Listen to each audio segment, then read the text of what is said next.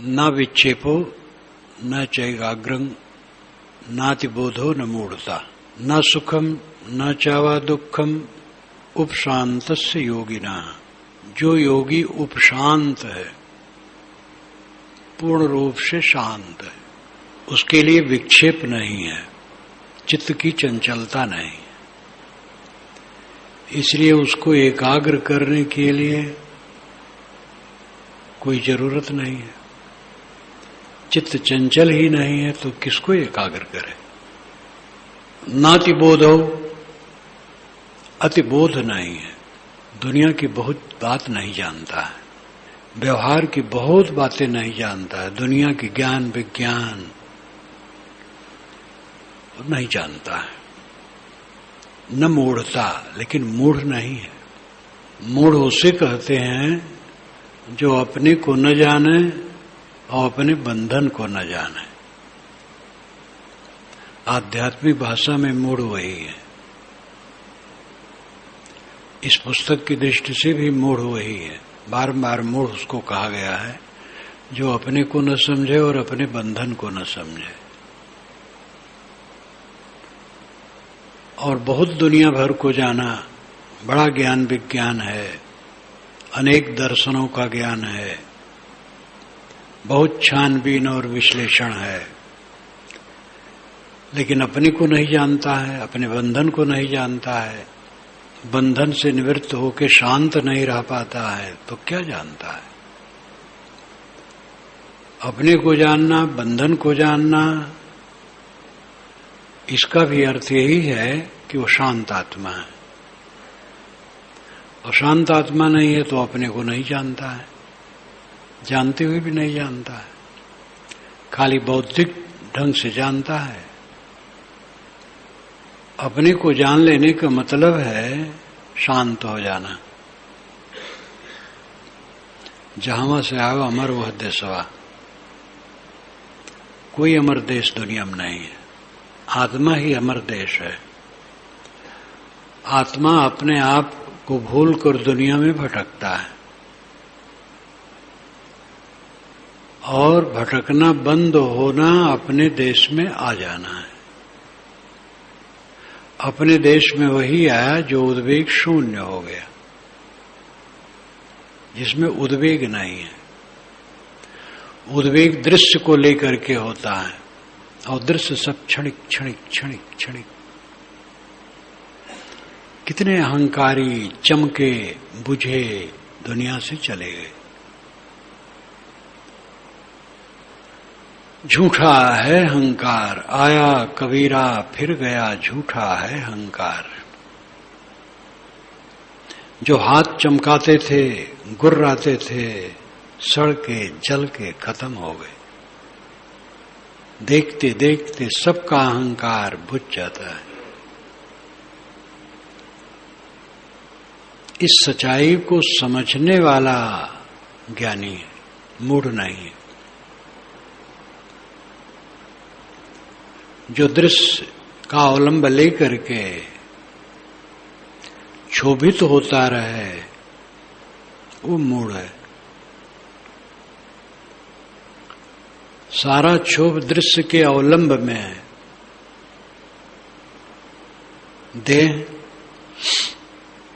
देह के नाम रूप गुणकर्म स्वभाव योग्यता उपलब्धियां, संसार का जो कुछ भी जुड़ता है उनमें अहंता ममता करके क्षोभ होता है। तटस्थ रहे तो क्षोभ नहीं होगा। जो तटस्थ रहे, क्षोभ विहीन रहे, वो मूढ़ नहीं। जो क्षोभित हो वो मूढ़ है। हमारी मूढ़ता कितनी खत्म हुई है, स्वयं सब शोध है। दूसरे को तो सब मूढ़ मानते हैं, दूसरे को स्वार्थी, अहंकारी, मूढ़, अज्ञानी सब मानते हैं। अपनी मूढ़ता, अपने अज्ञान को देखने वाला धन्य है। न विक्षेपो न चैकाग्रम नातिबोधो न मूढ़ता न सुखम न चावा दुखम। न सुख है न दुख है, दृश्य पदार्थों से जुड़ करके सुख मानना अज्ञान है। भोग पदार्थ मिलने से, सम्मान मिलने से, प्रतिष्ठा मिलने से सुख मानना घोर अज्ञान है। कुछ रहेगा? किसी का रहा है? सब भागा जा रहा है, सब भागा जा रहा है। जो हर समय सब कुछ को झूठ समझता है, क्षणिक क्षणिक क्षणिक क्षणिक, किसमें हर्ष करे, किसमें शोक करे, किसको लेकर के गुमान करे, किसको लेकर के चोभित हो।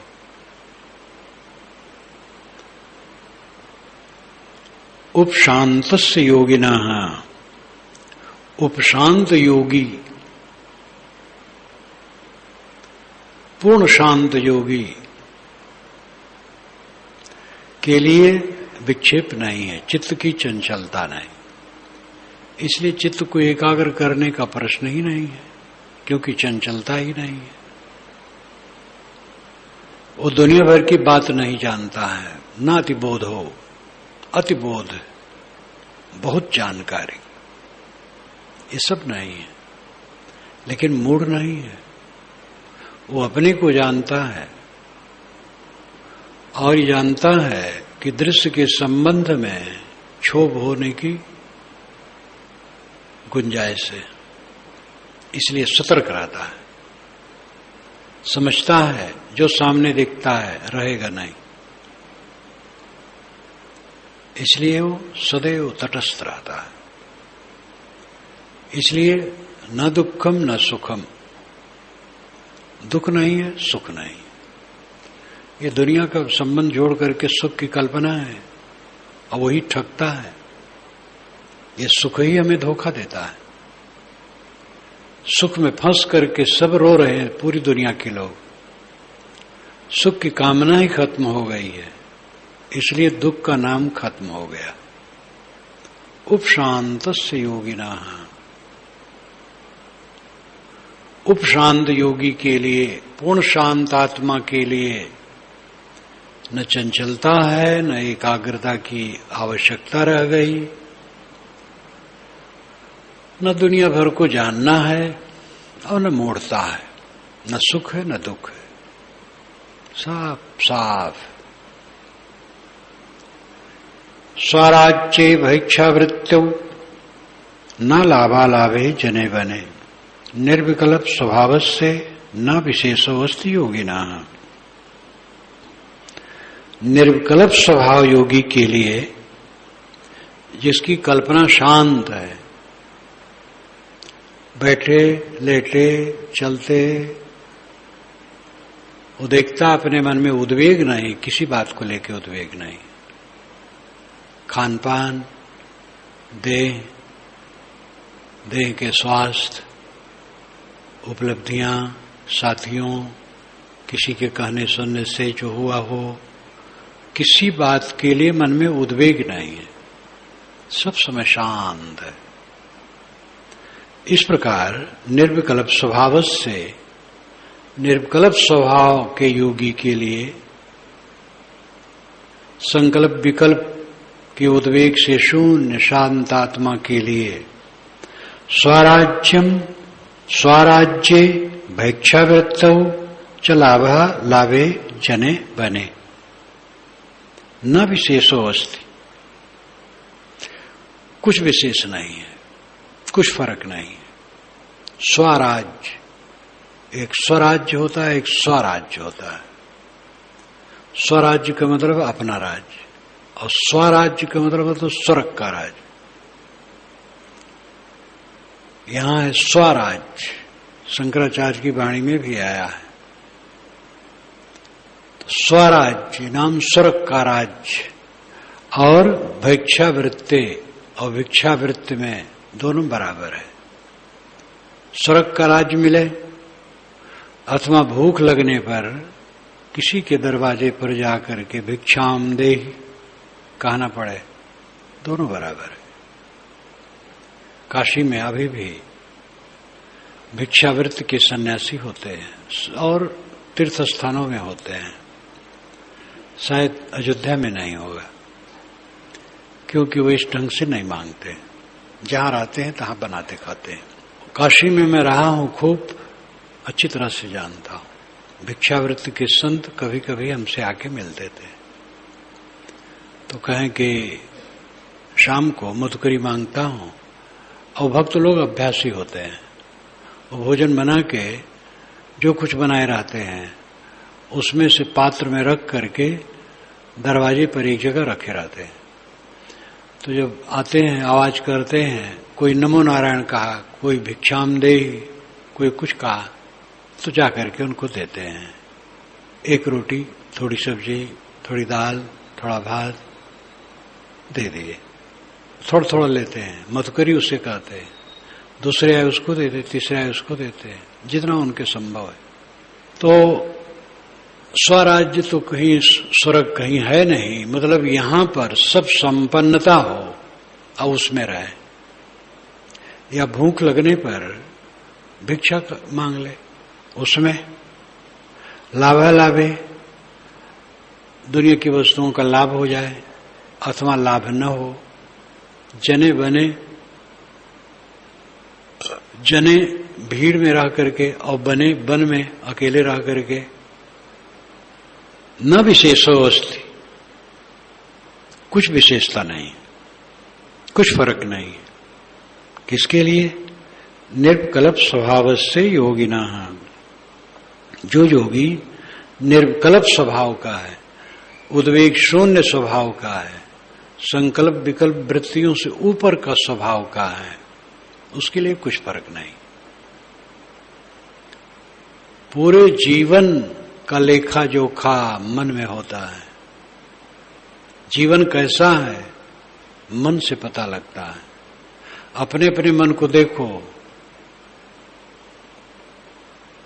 यहां तो हम लोग बहुत से साधु वेशधारी बैठे हैं जो मर चुके हैं दुनिया से, बरसों पहले मर चुके हैं, और उसी कपड़ा मिला है, अचला लंगोटी।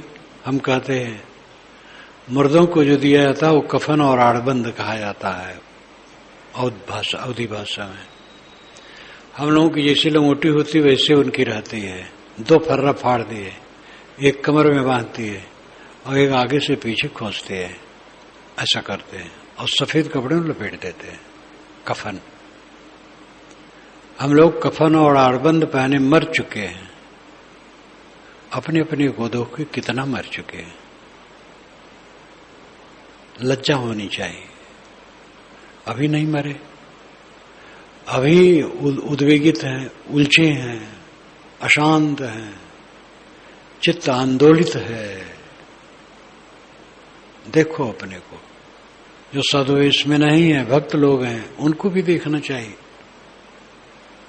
ये तो वेश होना न होना एक मर्यादा है, आश्रम की भिन्नता है, लेकिन परम शांति सबको प्रिय है।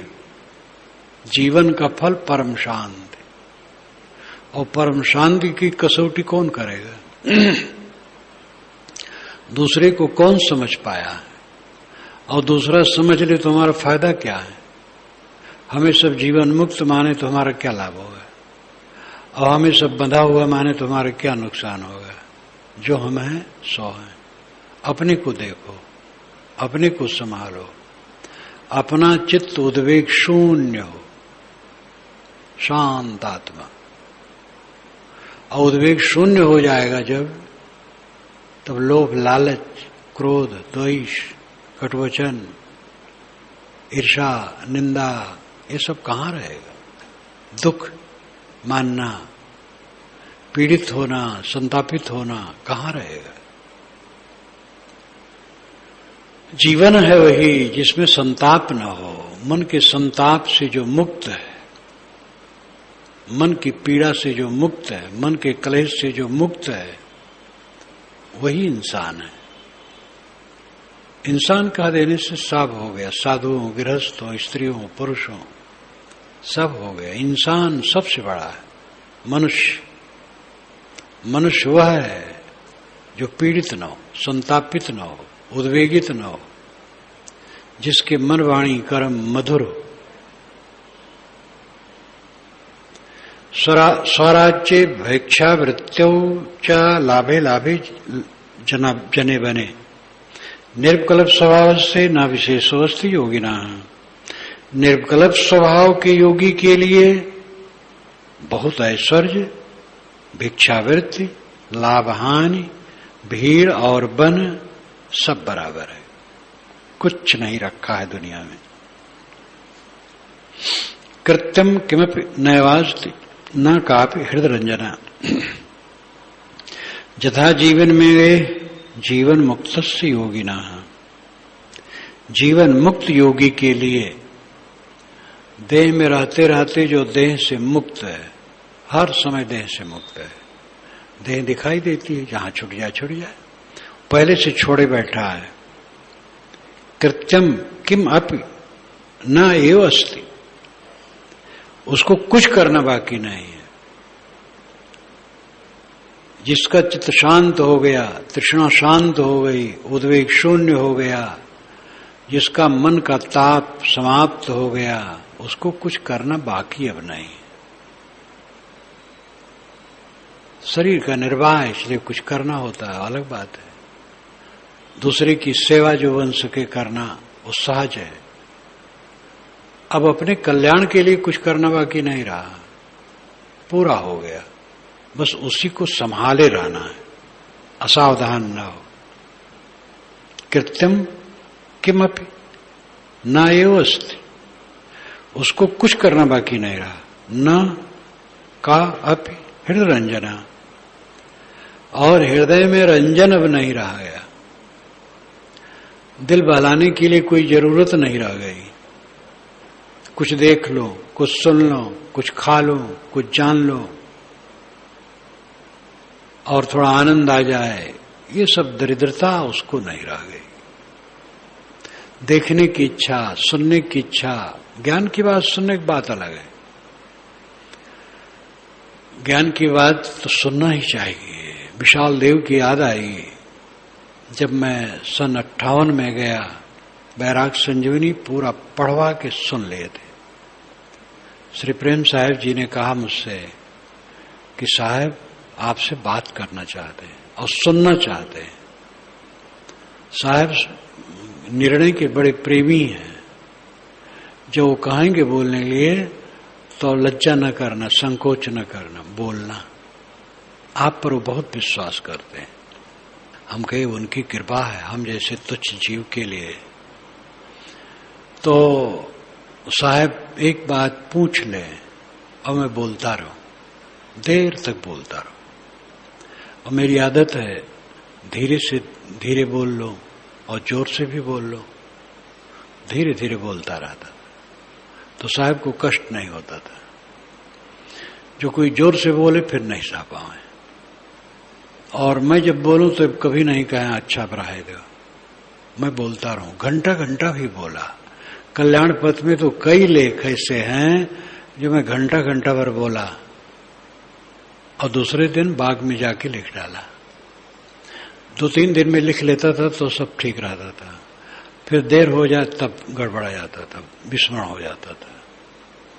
तो देहधारी हैं, जीवन मुक्त पुरुष हैं, लेकिन ऐसे लोग भी ज्ञान की बात सुनना चाहते हैं। तो ज्ञान की बात सुनना ठीक है, लेकिन दुनियादारी बात सुनना, दुनिया को देखना, क्या देखोगे? ये पाथर ईंट का शहर और पेड़ पल्लों का जंगल और पत्थर और झरने, पर्वत, क्या देखोगे? हाड़ मांस के मनुष्य, कुछ नहीं। देखते देखते तो पीड़ा पाए, क्या पाए दुनिया में? देखकर, सुनकर, जानकर भयंकर रोग बटोरे हैं। अलम, इसमें आता अलम, बस हो गया, बहुत हो गया, थक गया, देखकर, सुनकर, सोचकर थक गया, अब कुछ नहीं चाहिए। न तो उसको कुछ कर्म बाकी रहा, न हृदय को रंजन करने के लिए कोई चेष्टा रह गई कि कुछ देखो, सुनो, मनोरंजन करो। यथा जीवनम एव इह, जीवन में जब जो आ जाए बस बर्ताव कर लेना है। कभी महल, कभी झोपड़ी, कभी गली खोची, कभी शहर, कभी अनेक प्रकार का व्यंजन, कभी सूखी रोटी, कभी सम्मान, कभी निरादर, कहीं अस्तुत, कहीं निंदा, जब जो आवे बस सा करके विवेक से बर्ताव कर ले। जीवन मुक्त से योगिना, ये जीवन मुक्त योगी का काम है। क्वा मोह, क्वा चावा विश्वम, क्वा तद्ध्यानम, क्वा मुक्तता, सर्व संकल्प सीमायाम विश्रांतस्य महात्मनः। महात्मनः, जो महान आत्मा सभी संकल्पों के सीमा में पहुंच करके विश्राम कर रहा है। बहुत महत्वपूर्ण कथन है। सभी संकल्पों की सीमा पर पहुंचकर जो महात्मा विश्राम कर रहा है, मोह उसको कहां है, संसार कहां है, और संसार की तरफ ध्यान कहां है, और मुक्ति बाकी कहां है। चार बातें आती हैं। क्वा मोह, क्वा चावा विश्वम, क्वा तद्ध्यानम, क्वा मुक्तता, क्वा तत् ध्यानम, जगत का ध्यान।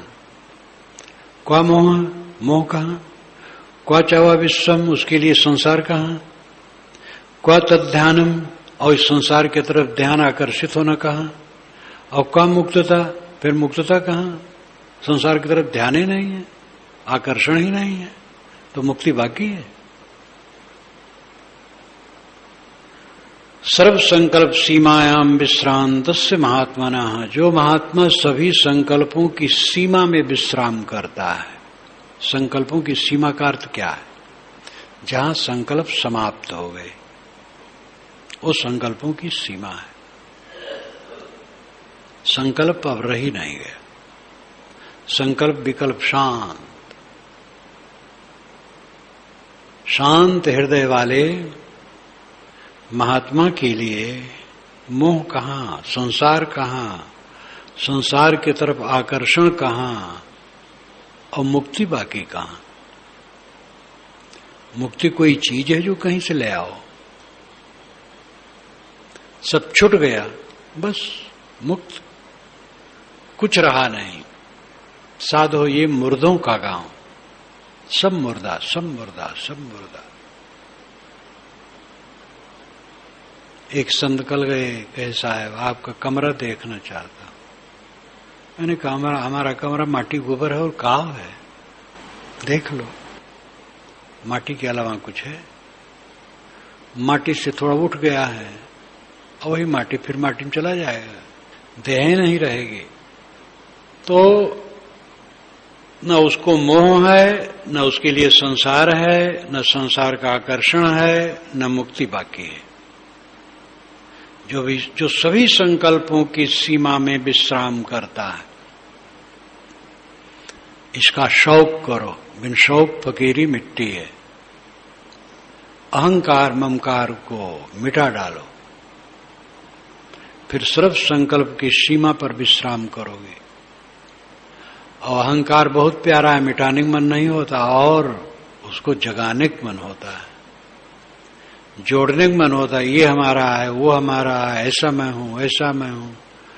और अहंकार पाला जाता है और जला जाता है।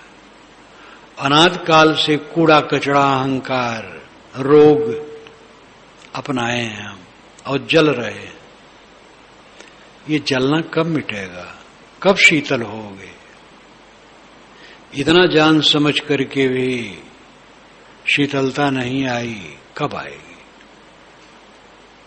इस पर सब गौर करो, मनन करो, आत्मविश्लेषण करो, शीतल बनो, बालवत सरल बनो। सर्व संकल्प सीमायाम विश्रांतस्य महात्मनः, जो सभी संकल्पों की सीमा में पहुंचकर, अंत में पहुंचकर उद्वेग शून्य होकर विश्राम कर रहे हैं, ऐसे महात्मा के लिए न संसार है, न मोह है, न आकर्षण है, न मुक्ति बाकी है, सदैव कृतार्थ है। येन विश्वमिदं दृष्टम स नास्तीत करोति वै। निर्वासनः किम कुरुते पश्यन्यपि न पश्यति। जिसने विश्व को देखा हो, येन विश्वम इदम दृष्टम, जो इस संसार को देखा हो, स नास्ति इति करोति वै, वह कहे कि संसार नहीं है। निर्वासना किम कुरुते, जिसकी वासना ही संसार के लिए नहीं है, वो क्या करे, क्या कहे। पश्यन्यपि न पश्यति, वो देखते हुए नहीं देखता है। जिसने संसार को देखा हो वो कहे कि संसार नहीं है, लेकिन जिसकी संसार की वासना ही नहीं है वो देखते हुए नहीं देखता है। इसमें एक मस्तानगी है और साथ साथ उनके सिद्धांत की चाशनी है। अद्वैत ब्रह्मवादी मानते हैं कि विश्व तीनों काल में नहीं है, तो कहते हैं कि संसार है ही नहीं। जो संसार देखा ही नहीं है वो कहे कि संसार नहीं है, नकारे। वासना ही जिसकी कुछ नहीं है वो देखते हुए नहीं देखता है। देखते हुए नहीं देखता है पारखी वचन है। संसार है, दिखाई देता है, लेकिन नहीं दिखाई देता है। इसमें एक श्लोक है जिसको मैंने याद नहीं किया है, लेकिन वो बड़ा महत्वपूर्ण है। कौन ऐसा समय है, कौन ऐसी अवस्था है जिसमें मनुष्यों को द्वंद्व न हो। द्वंद्व नो निर्णाम, निर्णाम नृ, नृ कहते हैं नर को, मनुष्य को, निर्णाम मनुष्यों को। कौन ऐसा समय है, कौन ऐसी अवस्था है जब मनुष्यों के सामने द्वंद्व न हो। तान उपेक्ष, उसकी उपेक्षा कर दे, चित्त से हटा दे और सुख से रहे। सदगुरु कबीर की रमैनी अम्बु की रात समुद्र की खाई, रवि सच कोट 33 भाई, भंवर जाल में आसन माड़ा, चाहत सुख दुख संग न छाड़ा। अम्बु की रास समुद्र की खाई में है। ये सारा संसार सागर कणों का प्रवाह है और इसी भंवर जाल में सब आसन जमाए हैं। इसलिए सब चाहते तो सुख है, लेकिन दुख साथ नहीं छोड़ता है। दुख का मरम न कोई जाया पाया, दुख का मरम कोई पा नहीं रहे हैं। बहुत भांति की जग भर माया, जगत में भटकते रहते हैं। साहब कहते हैं आप ही बाहुर आप सयाना, तुम अपना स्वयं उसमें चिपक करके पागल बनते हो। चिपकाहट छोड़ दो, बस सयाने हो। यही चाह रहा है। तान उपेक्ष, उसकी उपेक्षा कर दे। संसार, जिस संसार में हम पड़े हैं भवधार में, वो है क्या? कणों का प्रवाह, जहां सब विपरीत है।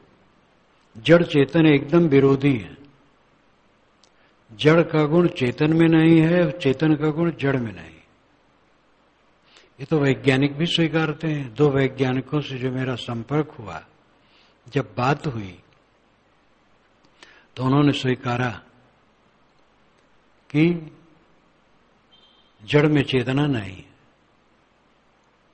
तो मैंने कहा चेतना एक गुण है, वो कहां से आई? कि ये हम नहीं समझ पाते हैं। तो चेतन का गुण जड़ में नहीं है, जड़ का गुण चेतन में नहीं है।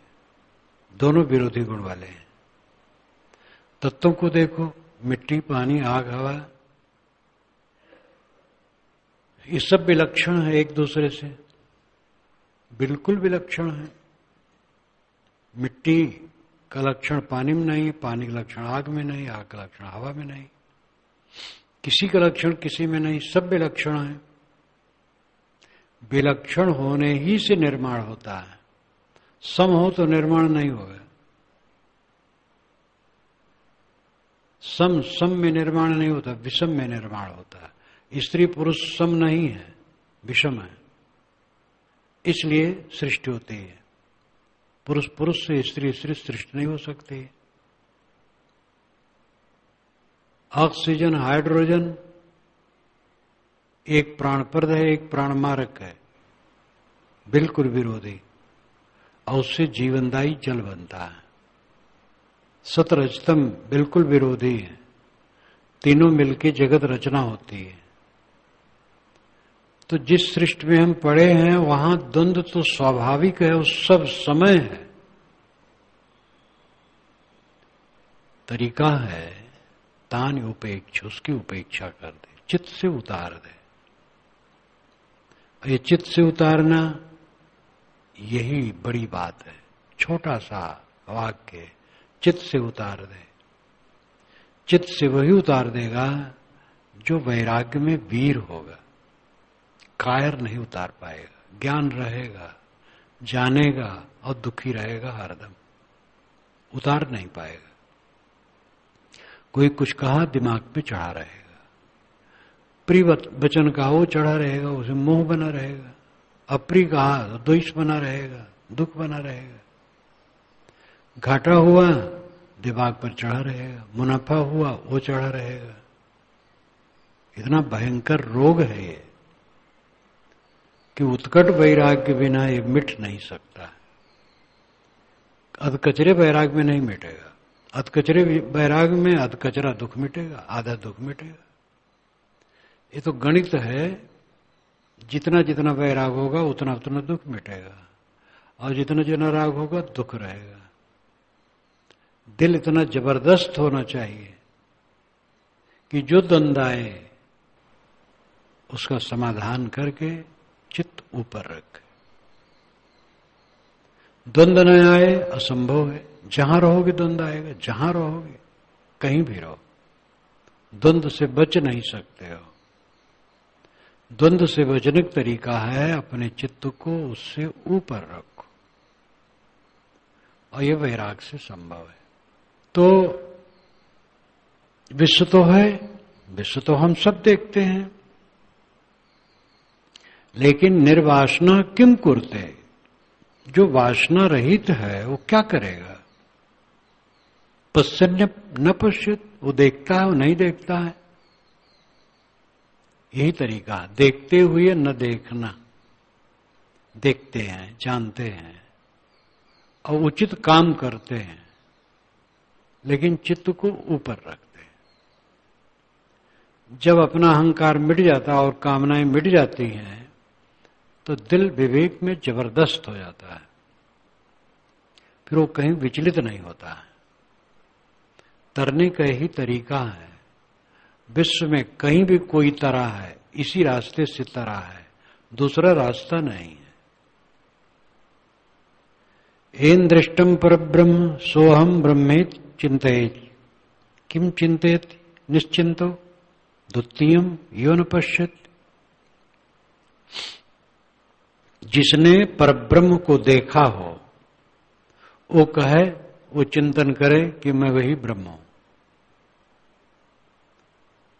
किम चिंतेत निश्चिंतो, जो निश्चिंत हो चिंता क्यों करे? चिंता ही नहीं है, ब्रह्म की भी चिंता नहीं है। द्वितीयम यो न पश्यत, जो दूसरे को देखता ही नहीं, किसी ब्रह्म को नहीं देखना है, अपने आप। इसलिए तो सोहम अस्मि है, अहम ब्रह्मास्मि है। जो ब्रह्म को देखा हो वो कहे हम ब्रह्म, वही ब्रह्म हूं, मैं वही ब्रह्म हूं। ऋषि कहता है मैं तो निश्चिंत हूं, मैं दूसरा देखता ही नहीं हूं, झंझट ही खत्म है, किसी ब्रह्म को नहीं देखता हूं।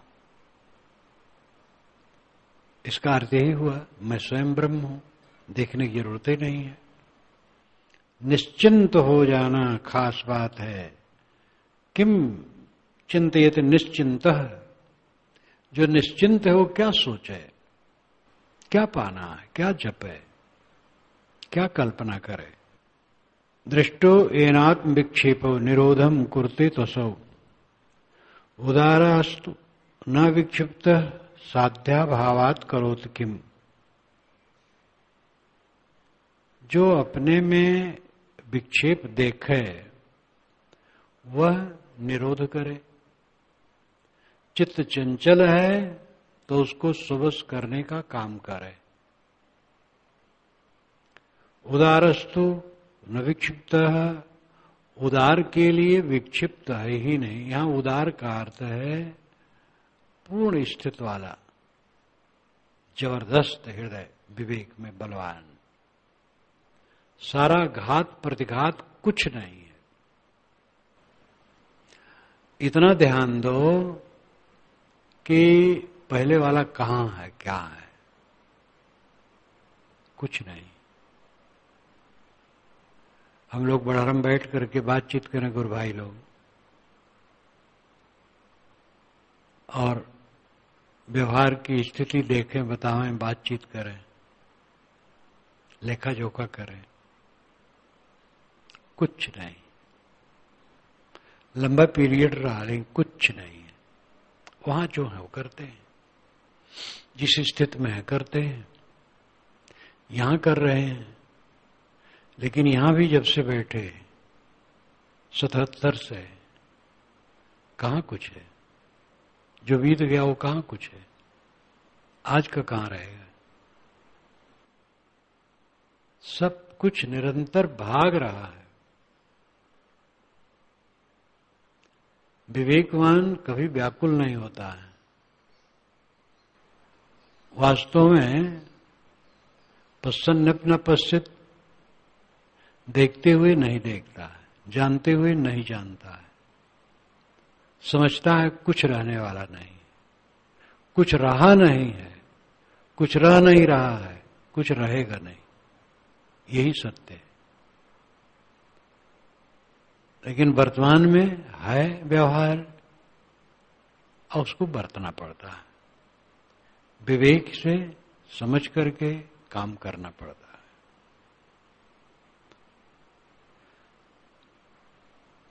जो अपने चित्त में विक्षेप देखता है वह उसके निरोध के लिए प्रयास करता है। उदारस्त न विक्षिप्त है, उदार पुरुष विक्षिप्त ही नहीं है। उदार यहां पूर्ण चित्त की निवृत्ति की अवस्था है, जिसका बलवान विवेक है, जो किसी भी झंझा में व्याकुल नहीं होता है, वो उदार है।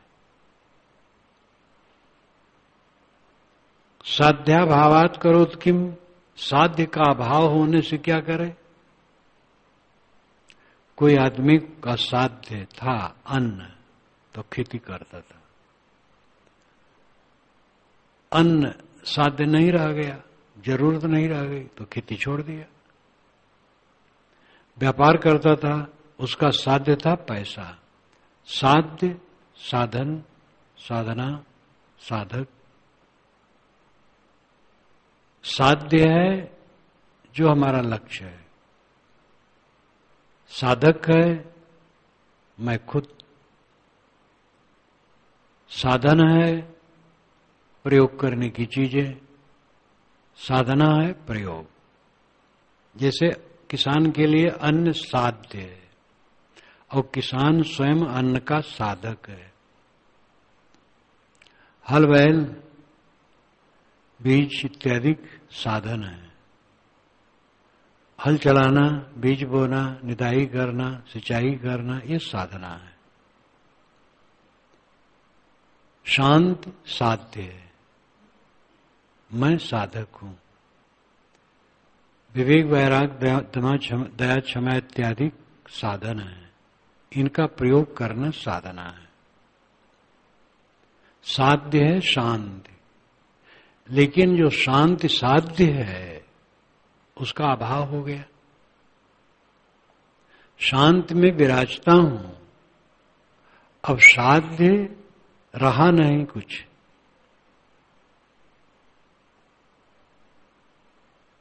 हमें दिल्ली जाना था, दिल्ली साध्य था, दिल्ली पहुंच गया, अब साध्य खत्म हो गया। अब दिल्ली पहुंचने की कोई बातें नहीं है। शांति साध्य है और शांत में हरदम निवास है, इसलिए साध्य का अभाव हो गया। मंजिल मिल गई, जब नदी पार हो गए नौका की क्या जरूरत है, अपने आप छूट गई नाव। शांत मिल गई, अब साध्य का अभाव हो गया। साध्य भावात करो तो किम, साध्य के अभाव होने से वो क्या करे।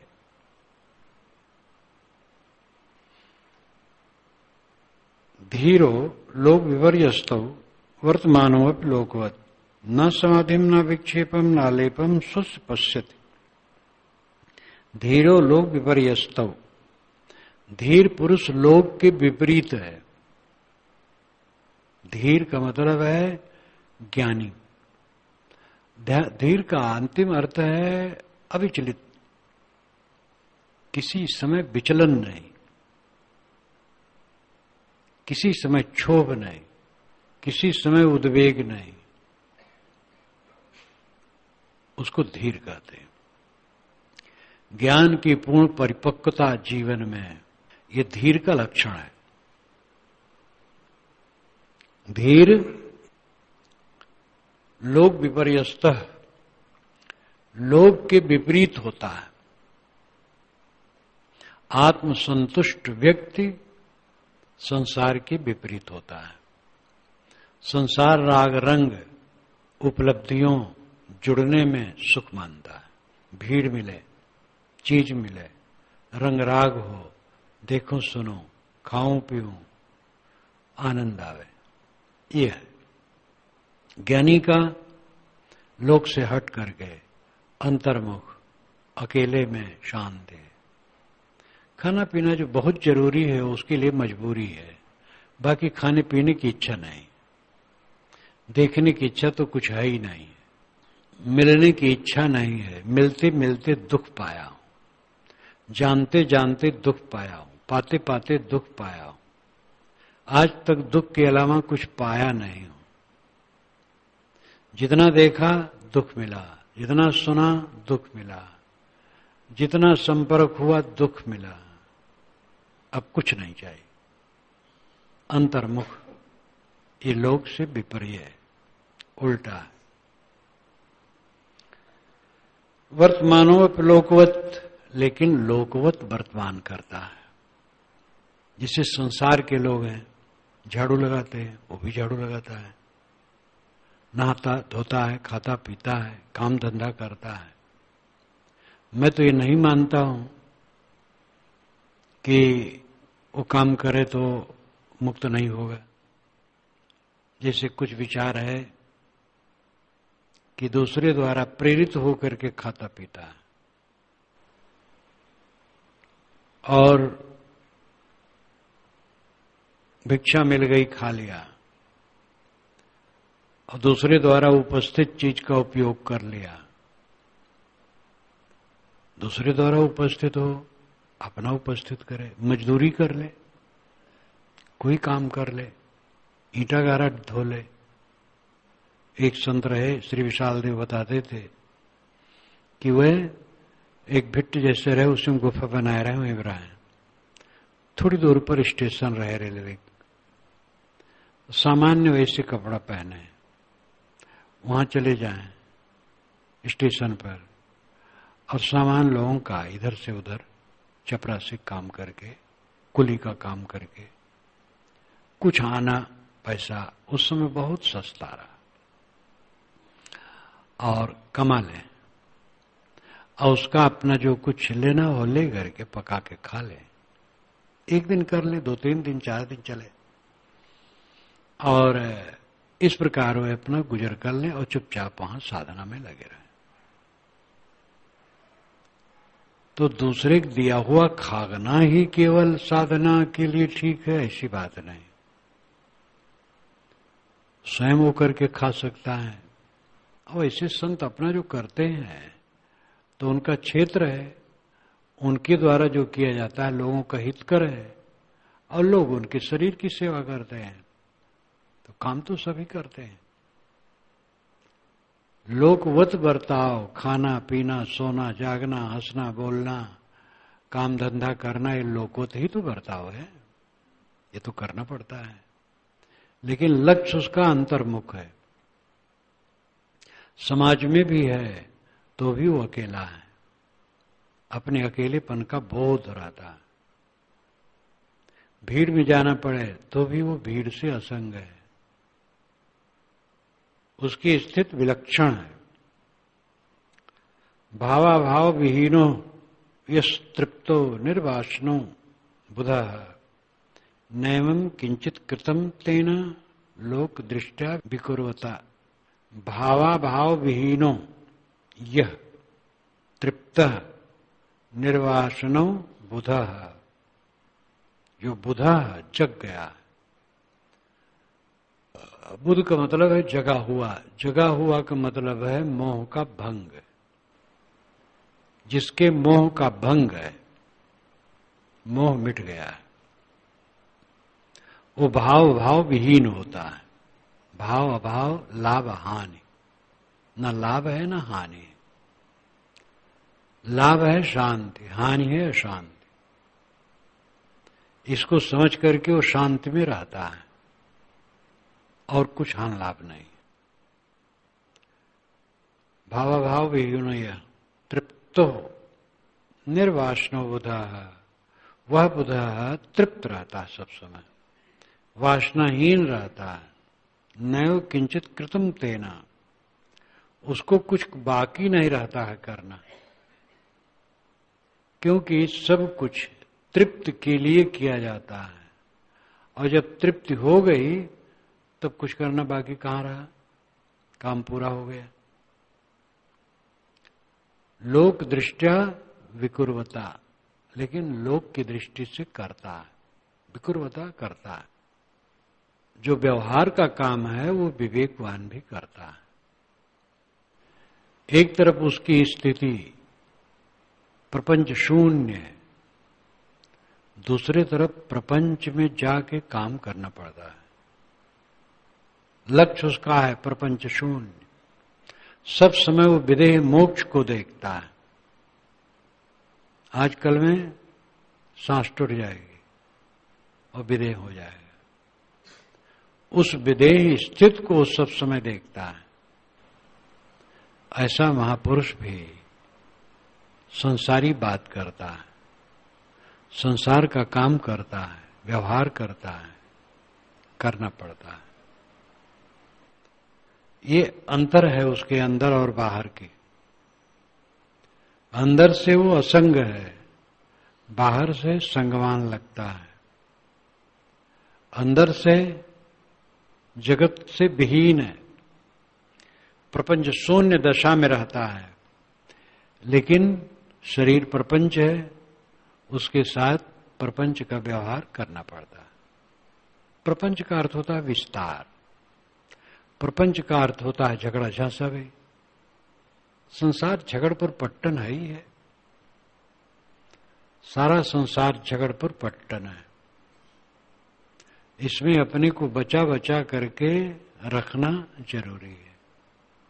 न बचाओ तो झगड़ा के सिवा कहीं कुछ नहीं। प्रवृत्तो व निवृत्तो व नयो धीरस्य दुरग्रह यदा यत् कर्तुमायात तत्कृता तिष्ठता सुखम। प्रवृत्त हो या निवृत्त हो, धीर पुरुष का दुराग्रह नहीं होता है। काम करना हो, काम न करना हो, कोई दुराग्रह उसका नहीं। काम नहीं करूंगा ऐसा नहीं है, काम करूंगा ऐसा नहीं है। दुराग्रह उसके मन में कुछ है ही नहीं। दुराग्रह यानी गलत ढंग से पकड़, आग्रह पकड़, दुराग्रह गलत ढंग से पकड़। दुराग्रह का मतलब है हठपूर्वक पकड़। हठपूर्वक पकड़ उसके चित्त में है ही नहीं। प्रवृत्ति निवृत्ति, बस मैं बैठा रहूंगा, कुछ नहीं बोलूंगा, कुछ नहीं करूंगा, ऐसा नहीं। मैं करता ही रहूंगा, ऐसा भी नहीं। यदा यत कर्तुम आयाति तत्कृत्वा तिष्ठतः सुखम। यदा जब यत जो कर्तुम आयाति कर्म करने का समय आ गया, उपयुक्त लगा, तत्कृत्वा उसको करके तिष्ठतः सुखम सुखपूर्वक रहता है। एकदम बिल्कुल व्यवहारिक और पूरी स्थिति सब कुछ, ये सब पारख के वचन है। पारखी कहलाने वाले के मुख से जो निकले वही पारख नहीं है। पारखी कहलाना अलग बात है, तो एक पंथ जैसा हो गया है, पारखी लोग हैं। लेकिन दूसरे लोग सब बेपारखी नहीं है, उनमें भी पारख है। हाँ, सही बोध न होने से गड़बड़ झाला है। लेकिन जो पारखी हैं वो भी सोचे हैं, जहां वे विपरीत सोचते हैं वे पारखी हो जाते हैं, विपरीत बोलते हैं बेपारखी हो जाते हैं, विपरीत खाते पीते बेपारखी हो जाते हैं। तो जीव का स्वरूप तो पारख है ही, सब जीव पारखी है। लेकिन जहां व्यतिक्रम हुआ वो बेपारखी हो गए। काम करना है, काम नहीं करना है, विवेकवान ये दुराग्रह नहीं करते। काम करने की बात हो, हट कर हम करेंगे, और करना उचित न हो तो हट करके तो नुकसान करेगा। हम नहीं करेंगे, हाथ पैर बटोर लेंगे, और उसकी योग्यता है और समय है, उसको करना चाहिए, और हट करके बैठ गया है, वो भी गलत हो जाएगा। इसलिए प्रवृत्ति निवृत्ति में कोई दुराग्रह नहीं है। उपयुक्त क्या है? यदा यत कर्तुम आयाति, जब जो कुछ करना उचित लगा, तत् कृत्वा उसको करके तिष्ठतः सुखम सुखपूर्वक रहता है। ऐसा आदमी ही सुखी रहता है जो दुराग्रह वाला ना हो, पकड़ वाला ना हो, हठी ना हो, सरल हो। मनुष्य मात्र का उत्तम लक्षण है सरलता, और साधक संत का अगर वो वक्र है, टेढ़ा है, गांठदार है, तब तो साधक है ही नहीं। सरल चित्त, सरल चित्त जो है वो हठ नहीं करता है, विवेक पूर्वक काम करता है, विवेक पूर्वक निवृत्त रहता है, और सब समय सुखी रहता है।